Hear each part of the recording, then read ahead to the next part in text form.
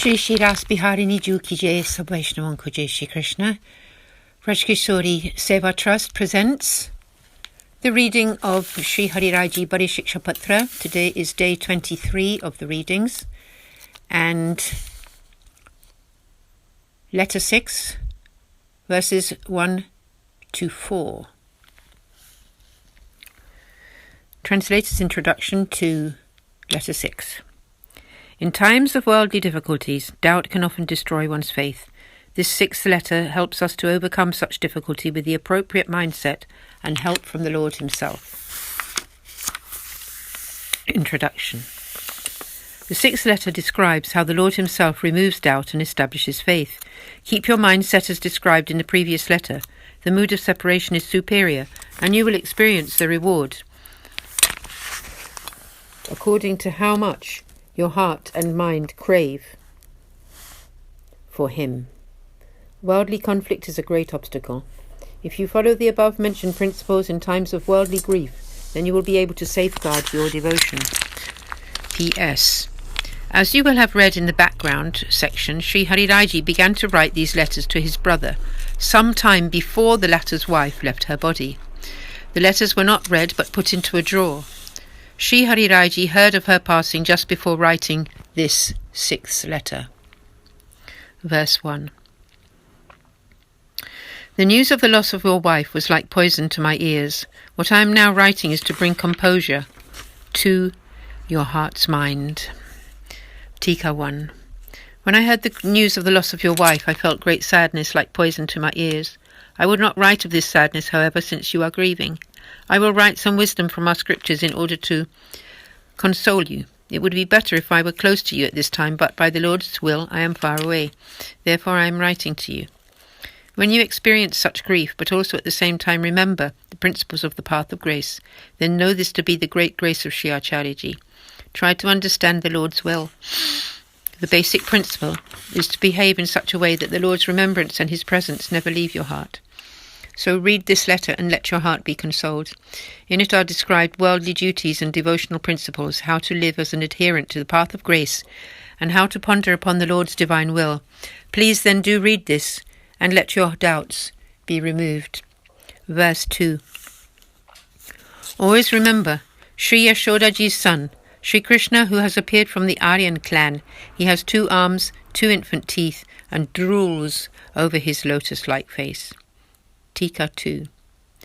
When the mind becomes saddened by worldly happenings, then direct its remembrance to Sri Krishna, Yashoda's child, in his 2-armed form with 2 infant teeth and who dribbles on his own lotus face.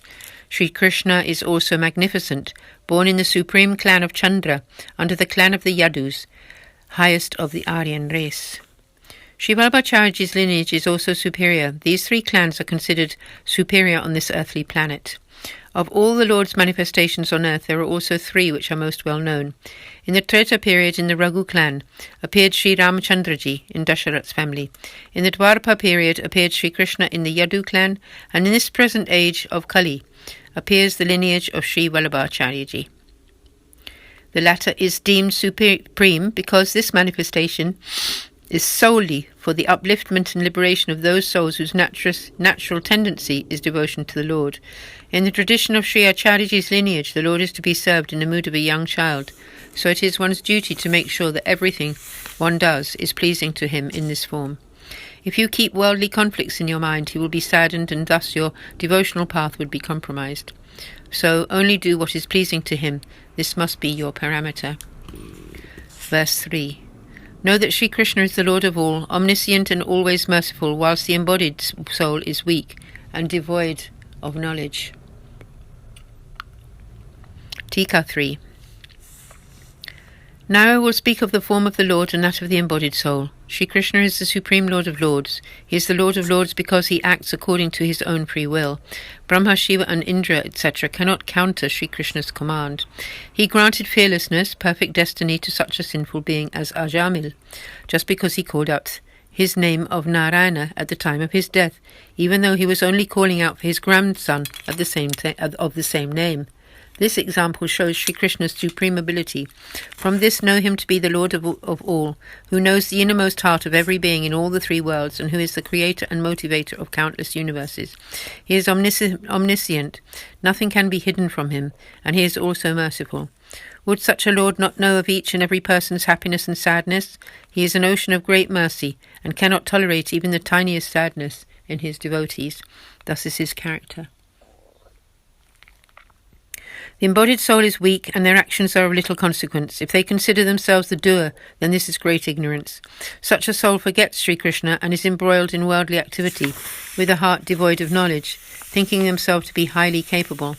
Sri Acharyaji has written about this in his Bade, Advice for Spiritual Children treatise. The embodied soul is tainted by its very nature. The Lord is replete with divine qualities, so how can this impure soul truly know the Lord's intentions? Verse 4.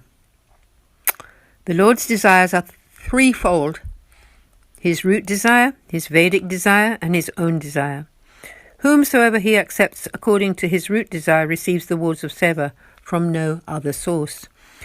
The Lord has created three types of souls from his three types of desire: worldly, who act only for the material world; grace-filled, who act only in the Lord's service; and lawful, who act according to the scriptures.